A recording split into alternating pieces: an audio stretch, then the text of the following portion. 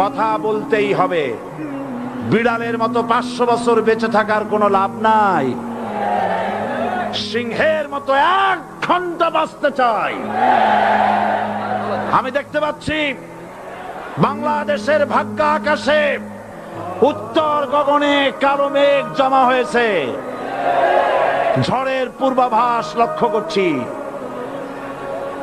যদি মোকাবেলা করতে না পারেন সক্ষম ভাবে, এমন অন্ধকার গাঢ় কালো অমাবস্যার রাত আসতে পারে যার সুবে সাদেক হওয়া অসম্ভব।